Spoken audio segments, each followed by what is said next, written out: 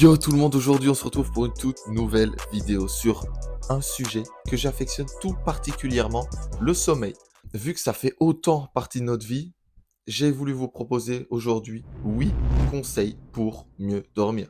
Je suis convaincu que si tu appliques ces 8 conseils, tu dormiras mieux. Ça c'est certain, tu dormiras mieux. Bon visionnage. Alors la toute première chose à faire, c'est de fixer une heure de sommeil et une heure de réveil.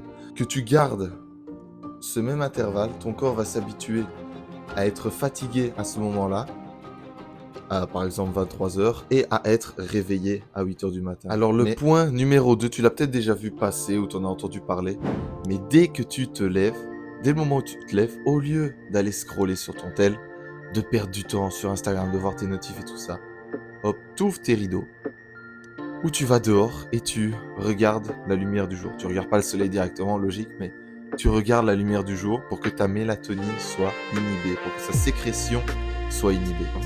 Et ça, c'est vraiment un life hack facile. Mais le gros problème, c'est que en France, en Belgique, aux Pays-Bas, en Allemagne, tout ça, on est haut en latitude. Et donc, très souvent, on a un temps de merde. On a une météo tempérée, océanique, qui nous donne tout le temps des nuages. Vraiment, le temps, c'est nuage gris homogène. C'est le temps par défaut ici. Après, il y a une autre solution, mais qui est beaucoup plus chère, c'est la luminothérapie. Tu peux acheter des lunettes pour 200 balles. Si t'as le budget, ok. Le troisième conseil que je ne répéterai jamais assez, c'est de faire du sport. Tu consommes masse énergie, qui équivaut à l'ATP, qui va se transformer en adénosine, et cette adénosine monophosphate, qui va favoriser le sommeil. Donc plus tu vas te dépenser pendant la journée, plus tu vas être fatigué le soir. Et ça, tu le remarques directement. Donc, faites du sport. Peu importe comment, peu importe lequel, on s'en fout. Mais faites du sport, dépensez-vous. Et donc en quatrième conseil ici, assez logique, évitez toutes les boissons énergisantes et tout ça à partir d'une certaine heure, que ce soit du café, des Red Bull et tout ça. Tout ce qui est à base d'excitant. Tu prends de la caféine, elle va bloquer les récepteurs du sommeil, entre guillemets, donc tu ne seras plus fatigué. Tu vas pouvoir avancer dans ta journée, tu seras en mode, je suis énergique, je suis énergétique, qu'est-ce qui se passe, je me sens trop bien. Et puis d'un coup, dès que la caféine va disparaître, c'est comme une épée qui s'abat sur toi. Bam! D'un coup, tu sens toute la fatigue. Et dès que tu sens toute la fatigue, c'est terminé. Là, t'es KO de chez KO. Donc c'est vraiment une épée à double tranchant. Et donc je préfère juste ne pas en prendre. Et je vous le dis, je ne me sens pas plus fatigué qu'une personne qui en prend. Alors, cinquième conseil, plus compliqué à pratiquer, c'est d'arrêter l'alcool après 17 heures. L'alcool, ça favorise l'apnée du sommeil, ça favorise les insomnies, ça favorise plein de petites choses chiantes qui va perturber ton sommeil. Le sixième conseil, à partir de 19 heures, au moins 1 heure avant d'aller se coucher, ça vous l'avez tous entendu aussi, c'est d'éviter tout ce qui est écran. Après, t'es étudiant, t'étudies derrière ma tablette comme moi, vraiment c'est peut-être la chose que je fais le moins. Ils vont donc arrêter cette sécrétion de mélatonine, et la mélatonine qui est importante pour commencer ta phase de sommeil. Parce qu'une fois que le soleil s'est couché, naturellement, l'inhibition de la sécrétion de mélatonine s'arrête, et donc tu vas produire et sécréter cette mélatonine qui va favoriser la fatigue. Et quelle serait la bonne alternative? C'est de lire des livres. De lire des livres, ce que plus personne ne fait. Plus personne. Si je peux vous conseiller un livre,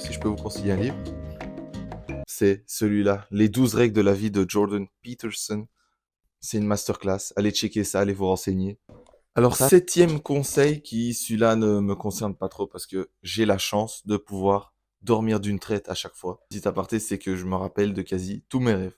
Donc, quand je m'endors et que je me réveille le lendemain, je me rappelle de tout. D'absolument tout. Donc, si je note, je note une histoire. Ça part dans tous les sens, dans tous les décors, avec n'importe qui, mais assez drôle. Je me rappelle de ça. Alors, la première chose, c'est de ne pas rester dans son lit comme ça.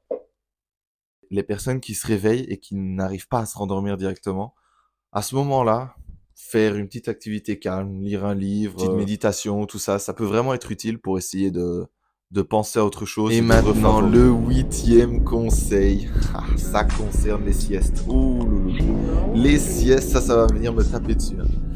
Est-ce que c'est bon ou est-ce que c'est pas bon les siestes? Alors, oui et non. Oui et non, forcément oui et non. Oui, une sieste peut être bonne si elle dure moins d'une demi-heure et que ta dette de sommeil est assez vénère. Par exemple, tu as dormi 3 heures la nuit passée pour X ou Y raison et tu veux essayer de récupérer parce que tu sens que toute l'après-midi tu vas être crevé, tu peux faire ce qu'on appelle a power nap. Et donc cette sieste, c'est moins d'une demi-heure et ça te permet de récupérer un peu de peps pour ta journée. Mais si cette sieste dure trop longtemps, qu'elle dure par exemple 1h30, donc c'est à peu près la durée d'un cycle des différentes phases du sommeil, ça peut te dérégler totalement ta pression homéostasique et donc que le soir, quand tu iras dormir, tu seras pas du tout fatigué. Donc là, tu vas tout dérégler, ton horloge circadienne, tu vas la dérégler complètement. Ça va être le bordel. Donc oui, une sieste, c'est bon si elle est courte. Donc maintenant, tu as mes 8 conseils pour mieux dormir. J'espère que la vidéo t'a fait plaisir. Le but de mon pseudo, MedSpy, l'espion qui balance toutes les infos de médecine et qui les balance, qui vous les envoie, qui vous donne les infos importantes qu'on ne raconte pas spécialement dans la vie de tous les jours et que je trouve assez cool parce que le sommeil c'est un tiers de notre vie et il faut en prendre soin. Sinon, on se retrouve dans une toute prochaine vidéo la semaine prochaine, dimanche, même heure. Ciao ciao!